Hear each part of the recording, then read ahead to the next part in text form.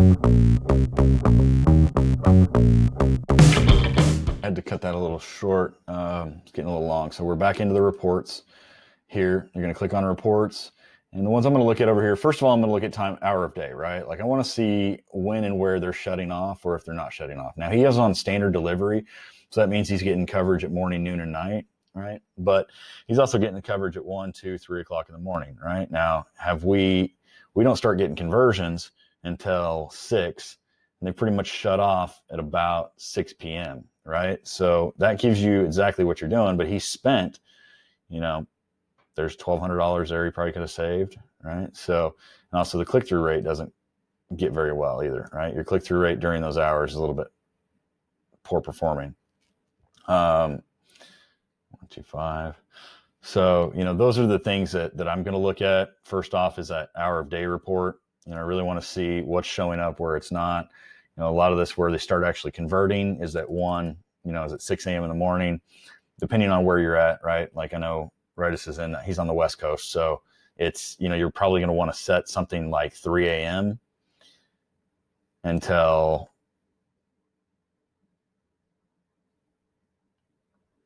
I don't know, 10 probably.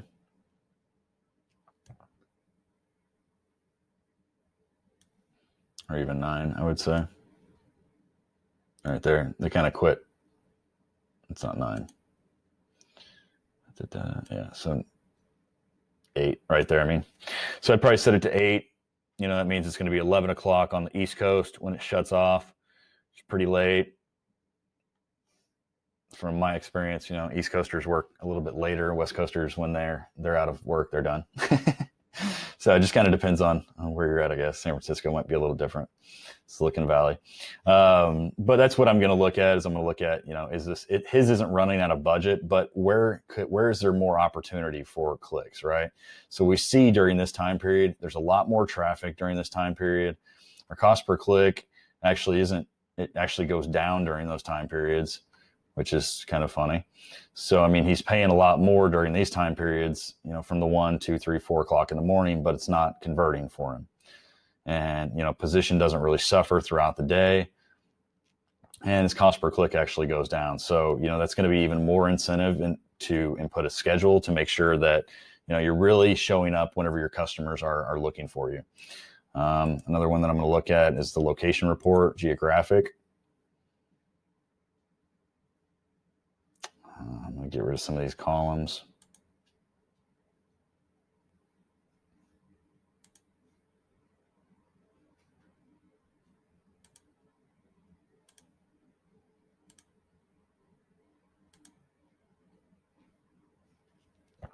Pretty much just go to state.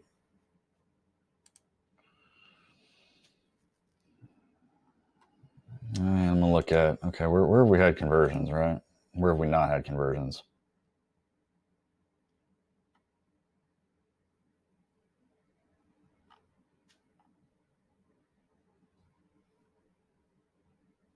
India had 1 conversion from there. So I'd be interested to hear what that is, right? This report actually may, that setting where I'm talking about people in or searching for, right? Depending on how valuable these 4 conversions were, it might be better just to do the searching for in or about, right? That setting that they have it on. But this is what you're going to have to evaluate, right? It's going to have to look at and evaluate like, hey, well, those 4 conversions, they really didn't do anything, right? They couldn't even get them on the phone. I paid $30 to make the phone call or whatever. It just depends on what the experience is with those. As you see, Brazil even got 1 down there.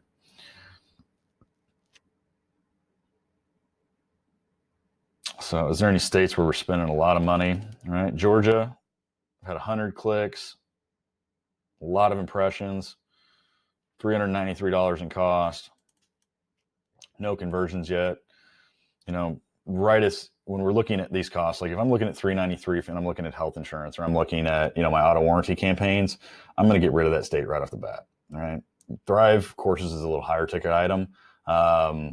So, just depending on what his overall CPA is, that could be fine, but probably going to definitely start watching that, do some sort of maybe regional site link or kind of special, within, an app, do like a campaign or something specifically targeting Georgia, Atlanta, I know there's, Atlanta has a lot of entrepreneurs and a lot of tech kind of startups down there as well. So that could be it, right? That could be where all that traffic comes from. So it's up to you now that you kind of have this peripheral data to understand what is or isn't working, or maybe your red flags or at least yellow flags, right? Then you can utilize that in order to create and expand your campaigns within your account to hone in and figure it out, right? So now we create a campaign, we're targeting Georgia, Atlanta, whatever. We're like, okay, what can we do? If we write a message that's specific to Atlanta, can we improve that? Can we talk about, hey, I know there's a lot of growth within the tech industry. Make sure you're making your impact and taking advantage of this $250 million industry, right? We can help. We film, write, and produce. Visit today. Something like that, where you're specifically speaking to it. It's going to give you higher quality scores, reduce your cost, give you a better impact or understanding of what that market looks like, right? If I'm doing calls, I'm going to go into call detail. That's one that I look at. They don't have any phone calls within here. That's not there to describe, but that's one of the ones I look at a lot of times. And then conversions, right? Excuse me. So one thing I want to look at is the display.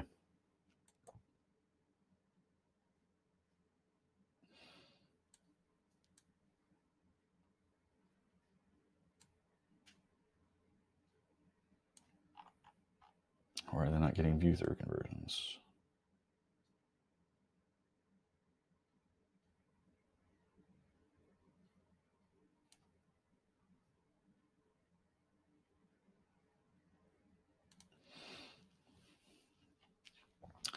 So that's kind of the first ones that I'm going to look at to kind of analyze, how is my campaign doing? Is it running long enough? Is there any points of the day that are irrelevant or valuable? Is there any locations, languages, stuff like that are going to be valuable to me, right? Should I write additional ads for copy in Sri Lanka? Is there a bunch of traffic there? Utilize that to really hone in your message and further refine that rifle technique. Okay, now we want to jump into the retargeting campaign that we've got here. And I'm actually just going to go into the settings real quick first off and see, we're doing YouTube videos, just to get an understanding of where they're targeting. YouTube videos, English, United States, they've got their CPA at $20. Okay. Got standard inventory. I might exclude some content just because Wright is a really positive guy. If all of a sudden I've got some, sensational and shocking or sexually suggestive or, tragic and conflict, it's not really going to flow with the same thing, right? If I'm basically showing up on highway patrol tragedy videos and Wright comes on, hey, you ready to film your online course? No, it's probably not going to work out that great, right? So maybe look at some of those exclusions. Live streams we've talked about within the course as well. You don't like games, live streams, even embedded videos. Embedded videos, I'll still kind of run unless I get some negative, kickback on them. But live streaming, people are engaged in that stuff. I don't want to interrupt it. Games, I don't really want to interrupt a game either.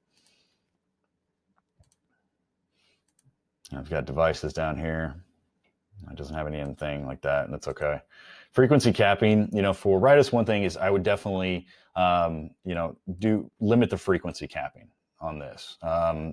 They have a lower budget, so it's probably limited in itself, but just to make sure you're getting the most out of your impressions. I mean, his videos are very memorable, so, I probably only need to see them once or twice a week at most, right? So that'll give you, a greater berth of coverage. And I definitely I do the view, right? So I only need to see them once per week to that effect. And we'll say, we'll go 3 impressions per week. All right, so that's what I'm going to do for like a frequency cap and the view cap on that. It's 3 and 1. One of the other things that, I would definitely do, and as we go back into this ads, right? And this is something that is both for the YouTube ads and the visitor remarketing, right? Let's look at what type of ad he has in here.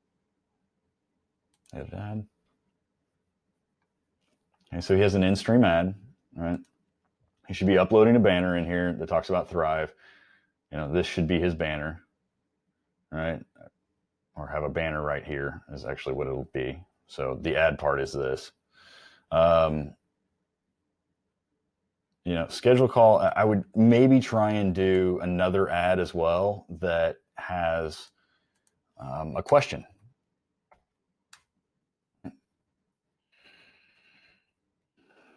Ready to film?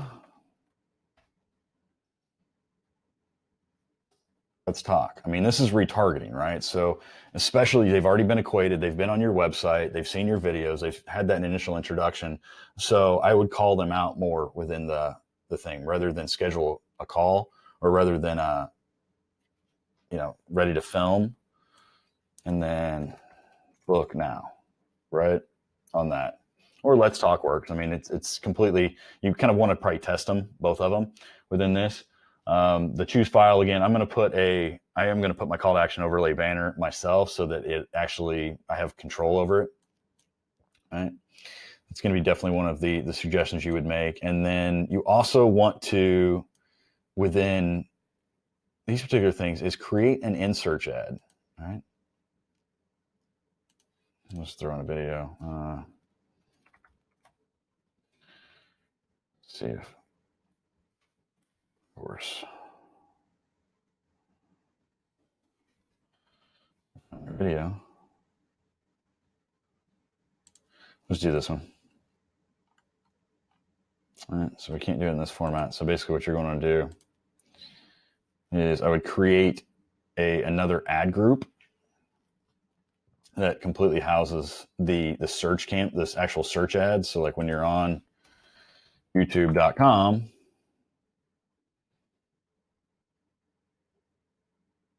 and I type in online course, right, I show up here, right?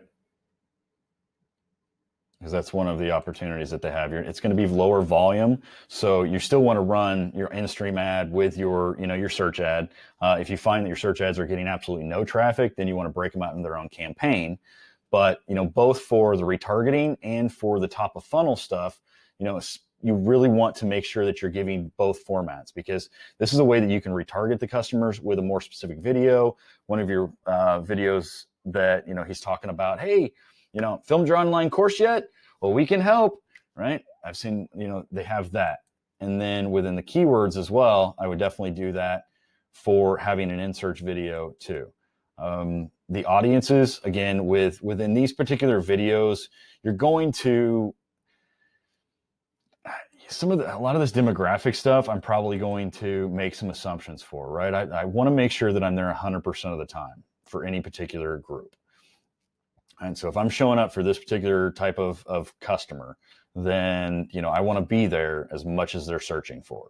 And having it broken out and or having too long of period, time schedule, I should say, or being in front of the wrong customer can take up those valuable impressions. So as we go down to this, I'm just running through it. I'm looking at some of his demographics, right? The way that they run through this is their top of funnel, right? Through their CC, they do keywords. And we'll look at some of their keywords real quick from what he's got. How to create online courses, stuff like this. Now, within the YouTube stuff, the phrase match isn't really necessary, right? If you notice, you can't even change the match type within these. Okay, so phrase matching a keyword and exact matching a keyword, they look at what the overall theme is. So what it's going to take is it's going to take all of these keywords. It's going to look at online course, create online course, create online course, create online course. Kajabi and Teachable, they create online courses. Brandon Bouchard, Maria Forleo. Right? The one thing I would probably actually do for this is I would actually break this out into two. I would break it out into a keyword ad group that's influencers like Kajabi, Brandon Bouchard, Maria Forleo, Grant Cardone, and Ty Lopez, and have one ad that rings to them or teaches one kind of ad group that goes to that. And then the next one would be one that goes to create online courses, because the way that the display or YouTube targeting works, it looks at all your keywords and tries to kind of formulate a theme across all of them. So whether it's how to create online courses, or Kajabi, or build online courses, or Teachable versus Kajabi, those are all kind of their theme softwares and talking about teaching courses and creating courses, where these guys they're more influencer type, so they're going to have a slight little different audience. So you'll just get a better tight and a more defined audience really in placements where you're showing up. So let's kind of look at where some of these are showing up.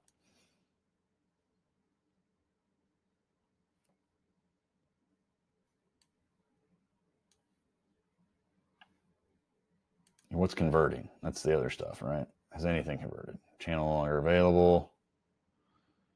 Impressions, where are we getting the most impression? Press Orzo Ingles, let's see what that is, right? English to me.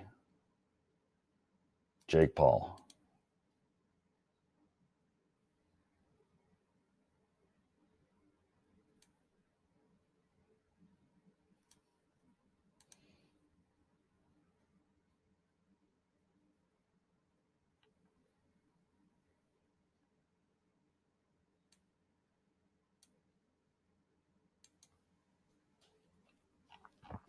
So where they spent the most money within their YouTube campaign doesn't even offer English content, right? So, that's definitely something to look at and look at deleting, right?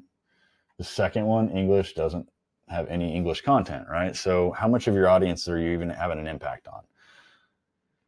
Jake Paul, I don't know what I would necessarily value that content or not. I want to be showing up on Grant Cardone. I want to be showing up on Ty Lopez. Right? I want to be showing up with these major influencers, right? So by doing that and splitting it out, you may be able to hyper focus a little bit more in on the actual ones you're trying to target.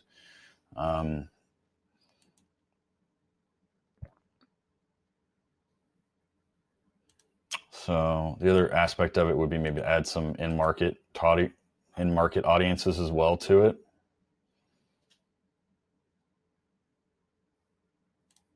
Let's see, in-market.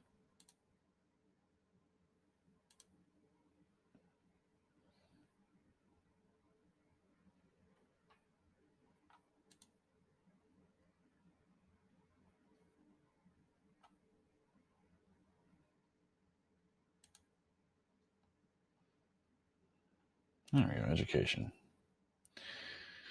Primary and secondary education, study abroad, test preparation and tutoring. Maybe business education, technology education. Looking to trying out some of those audiences to help layer that and increase the reach. The keywords are always going to have a limited reach on in-stream videos as opposed to the in-search videos. So that's why it's very important for you to have the in-search ad within this as well if you're doing keyword targeting, because they're going to be mostly aligned with what the actual search behavior is on YouTube, where when you're doing the in-stream ads, it's more about kind of either the topics or the interests, right? So maybe do that. And if we're doing affinity, like let's see if they've got education or anything in here, technology.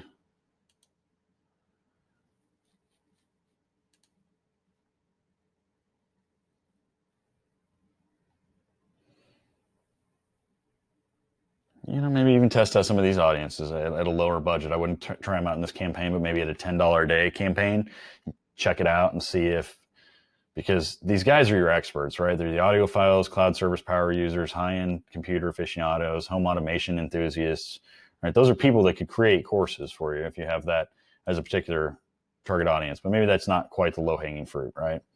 So I would just more focus on this technology education, business education, as potential audiences you can add in there to go along with that.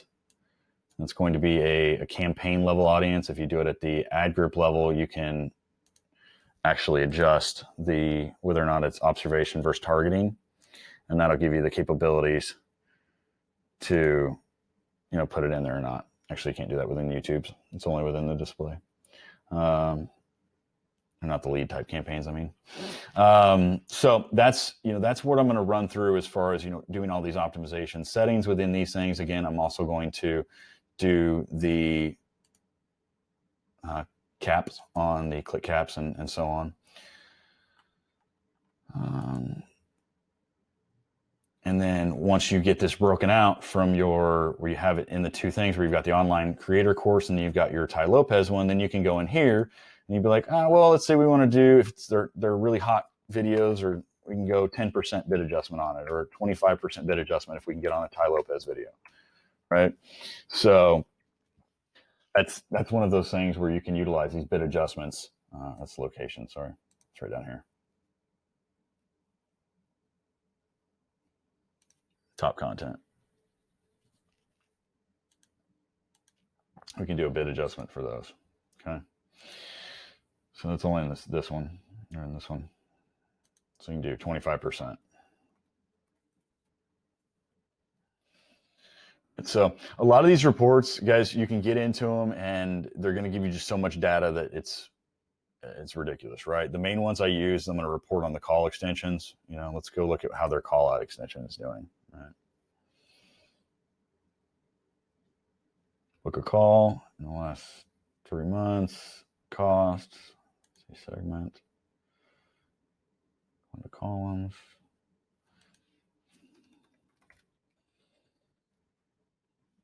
Conversions in there. So we've got 13 conversions. CPA.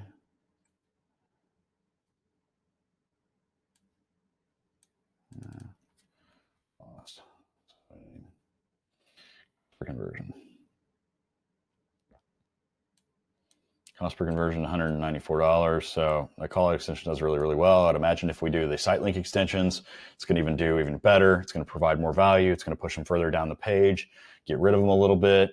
Now, the last thing I would want to check for this particular account, right, would be I want to go back and I want to validate that the display stuff is even working for them, right? Like, so we want to go back into here. We're going to go to the keywords or the go into the ad group. Let's go keywords. Actually, I can just go here. Do it here and here. And don't worry, guys. Like your ability to navigate and bounce around like I do will get better. Even if you needed to slow this video down, should still make sense. So as you see, like our ad group as a whole was 198, right? So if we're looking at this and we want to go segments, now we can do times, we can see when those conversions happen. We can do click type, right? We can do where the conversions are. We can see what devices we're on. That's always a good kind of thing to understand.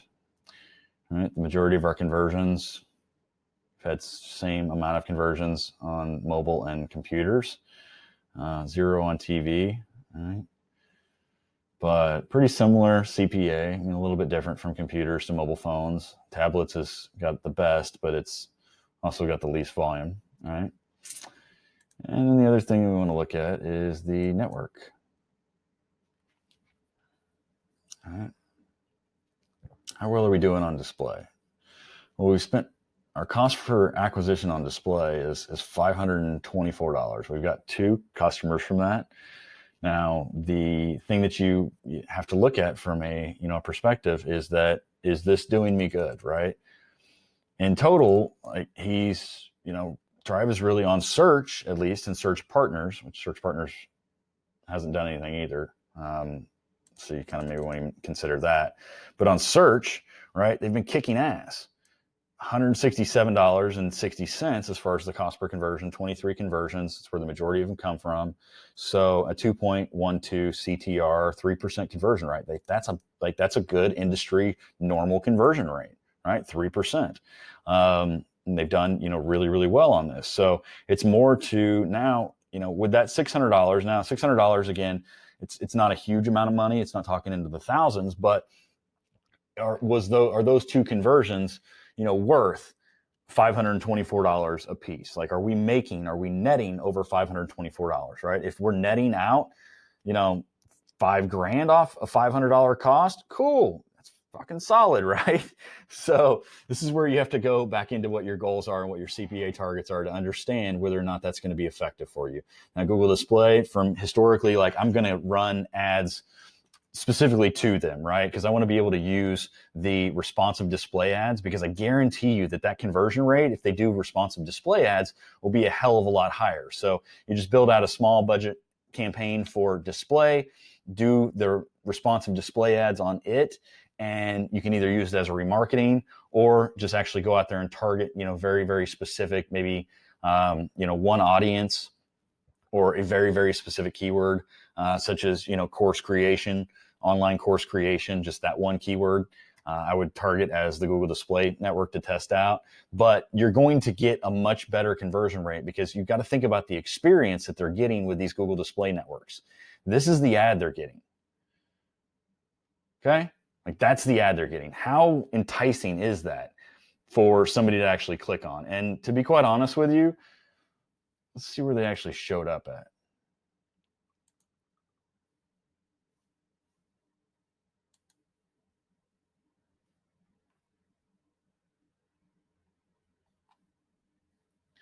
Where they got those conversions.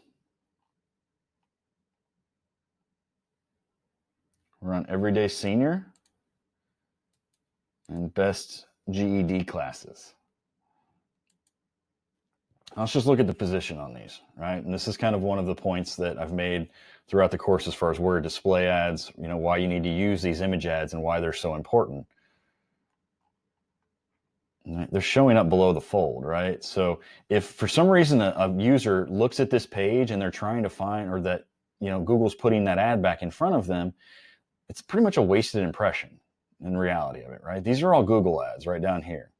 Right, so unless that consumer on that page scrolls down, if they click on that, and my ad showed up down there, then I still got charged an impression. Now, it won't show up as a viewable impression, which is a new metric they just started using, but everything is still based off of the impression. So, I mean, in this, if I clicked in, then it would have maybe shown up over here. So at least it's getting a little bit better. It's above the fold in this particular context. Right, but a lot of them are still down below the fold. Okay. And if we look at Everyday Senior, or the Best GED class, all of their ads are going to be down here at the bottom, right? Let's see how to start. Let's see if we can even find one. I don't know. I just don't see that as very, you also got to, again, you got to start think about your target demographic, right? Right. It's this item. It's a higher ticket item. So it's definitely, Thrive courses, they do an excellent job, but they, you definitely have to pay for it. And people that are just still trying to get there, that aren't quite where they want to be in life, I should say, maybe can't afford that. So, they can put it in the back burner, or you can put them into a remarketing deal so they can get to that point. But you have to sometimes make some tough decisions with your marketing that are, unfortunately,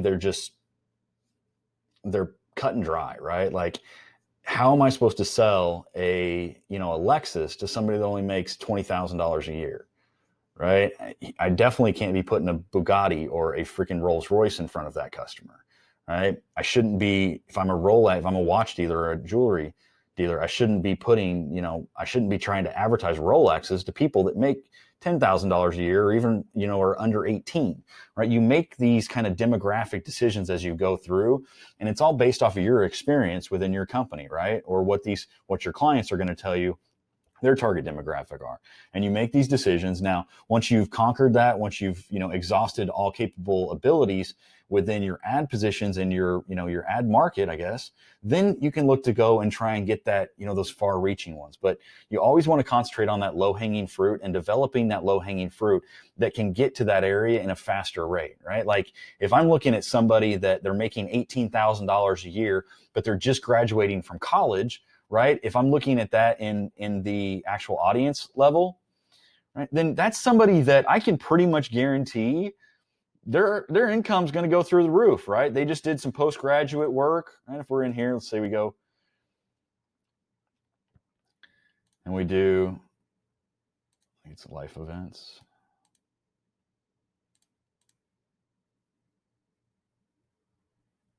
If all of a sudden they buy a home, that's a bigger ticket item, right? If all of a sudden the current college students are, they're getting advanced degrees, right? If I'm a real estate agent, right?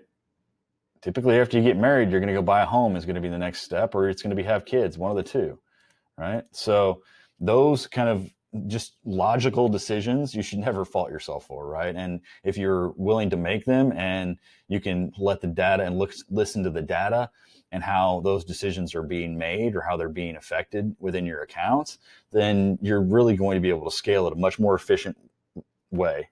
Reduced ad waste dollars, make your dollars spend in a much more efficient way. thereby increasing your conversion rates and putting a lot more money back in your pocket. So, I know this little 3-part series on optimization has been long, but I really wanted to dive in and kind of show you what I look at whenever I'm analyzing an account before I really make some actions, right? And what I've told you throughout these videos is exactly what I would do in order to improve Thrive's results, get them more in coverage, make sure their ad dollars go longer, and increase their conversion rates and put more money back in their pocket so that they can continue to scale with me. And there's a double-edged sword with that, right? I'm going to do something really, really good for them. They're going to be able to scale their campaign, make more money. And whenever I go back and I'm like, hey, we need to take this, search campaign to $100, then they've got the money to pay me, and they're going to be happy by me recommending that service and helping them scale and grow their business, thereby helping my own business to grow from an agency perspective. And then obviously, if you're taking this to grow your own business, then we're putting more money back in your pocket. What can be wrong with that, right? So I'll see you in the next video where we're going to dive more into the experiments and how once you've created all this, rather than having to utilize some of these, basically duplicating some of your efforts and creating all these multiple campaigns, you can do small level experiments at the ad level and campaign level and ad text level in order to kind of validate your results before you put in all the work of expanding. So thanks a lot for sticking with me through this, and I'll see you in the next lesson when we dive into some more advanced stuff. See you then.